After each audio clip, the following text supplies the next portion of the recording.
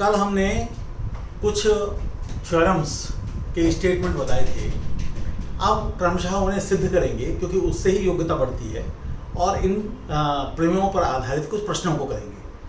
तो पहली जो प्रमेय थी वो थी कौशी की प्रथम प्रमेय।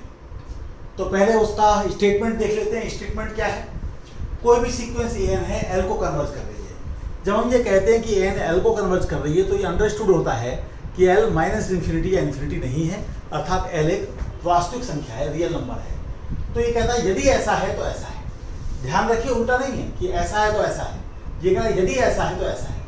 अब आपको लग सकता है कि ये तो चलो एक सीक्वेंस है, इसके terms a1 a2 a3 dot dot dot है, ये कैसी सीक्वेंस है? तो इसमें n को 1 रखेंगे तो पहला टर्म क्या आएगा? a1/1। दूसरा टर्म क्या आएगा? a1 plus a2/2। ऐसे करके इसके टर्म आएंगे। ये जो सीक्वेंस है ये कन्वर्ज करेगी उसी l को जिस l को an कन्वर्ज कर रही है।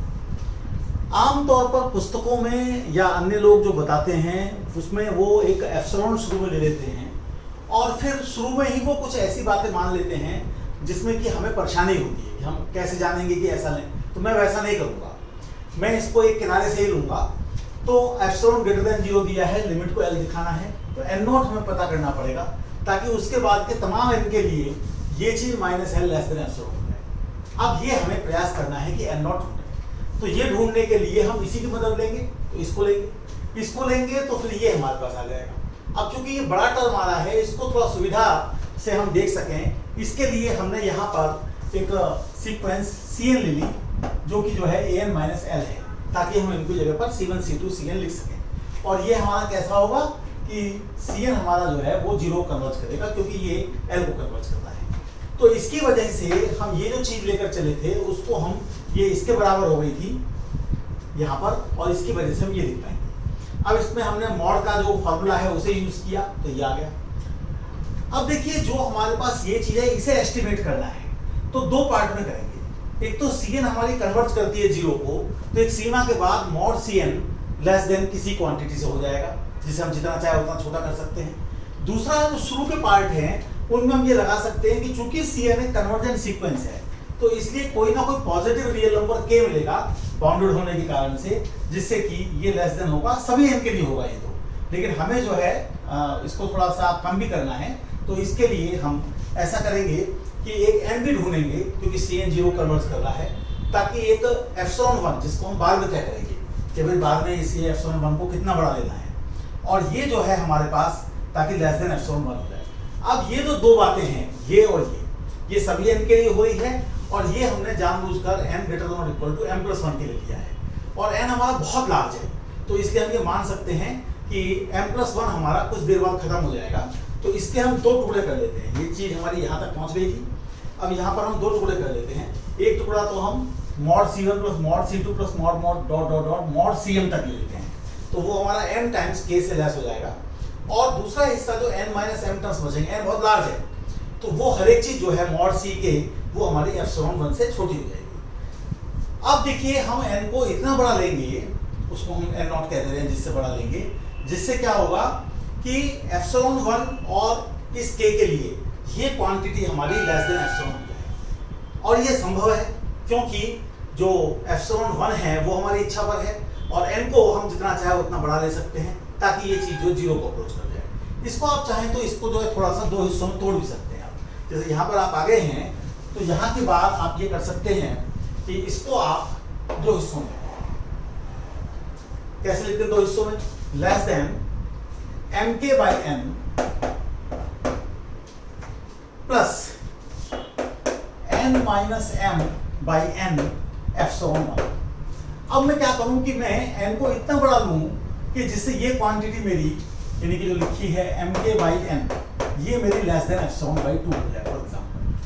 और इतना बड़ा मैं एप्सिलॉन 1 को इतना छोटा लूं मैं ताकि ये जो क्वांटिटी है मेरी n माइनस m/n एप्सिलॉन 1 ये भी मेरा एप्सिलॉन 2 से छोटा हो जाए, तो फिर मेरा काम चल जाएगा। और मैं ये जो क्वांटिटी शुरू में लेकर चला था इसको मैं लेस देन एप्सिलॉन दिखा पाऊंगा। अर्थात जो मैं सिद्ध करना चाह रहा था कि यदि इस सीक्वेंस की लिमिट l है तो इस सीक्वेंस की लिमिट भी l होगी, उसमें हमें सफलता मिलेगी। अब एक छोटा सा स्टेटमेंट और था जिसमें कि जो है हम थोड़ा सा इसी कथन का थोड़ा सा एक दूसरा रूप लेते हैं और उसको सिद्ध करते हैं। कि यदि कोई सीक्वेंस an है l को कन्वर्ट कर रही है, तब ये जो सीक्वेंस है a1 a2 dot dot dot an raise to the power 1 by n, ये भी हमारी l को कन्वर्ट करेगी। लेकिन यहाँ हमें ये ध्यान रखना होगा कि an is greater than 0 for all n, क्योंकि हम nth रूट ले रहे हैं, और साथ साथ हमको ये भी लेना रहेगा कि l हमारा पॉजिटिव है। तो ये दो बातें हम जो है ध्यान रखेंगे और तब हम इसे करेंगे। तो कैसे करेंगे? तो हम ये कहेंगे यहाँ पर कि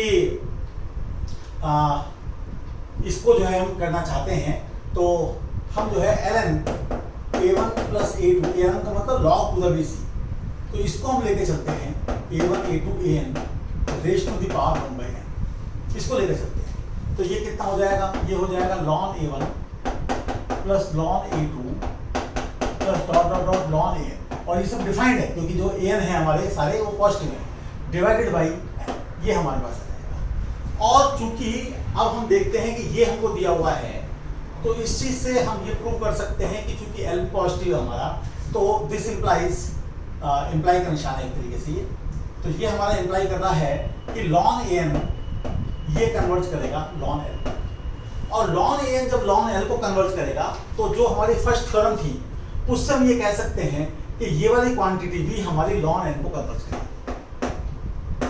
तो ये ln l को कन्वर्ट करेगी, तो आप ये कह रहे हैं कि इसकी जो लिमिटिंग वैल्यू है वो ये आ गई। इसका मतलब क्या है कि आपकी इसकी जो लिमिटिंग वैल्यू है वो आपकी आ गई। तो ये आप कर सकते हैं। इसमें केवल एक फ्लॉ हमको दिखाई पड़ता है कि ये बात हमें प्रूव करनी होगी कि अगर an नाम की सीक्वेंस l को कन्वर्ट कर रही है, जहाँ सारे n पॉजिटिव हैं और l पॉजिटिव है, तो ये आप दिखाएं कि इसका जो लॉग है वो जो है log l को टू द बेस e को कन्वर्ट करेगा। ये मैंने बता दिया है कि ln l जो है वो होता है log l to the base. इसको आप थोड़ा सा खुद करने की कोशिश करें और इसके आधार पर फिर आप ये रिजल्ट कर सकते हैं। तो ये हमारी कौशी की कोई अलग से प्रमेय नहीं है, उसी की एक उपप्रमेय है, कॉर्डरी है, जो हमने यहाँ पर प्रस्तुत की है।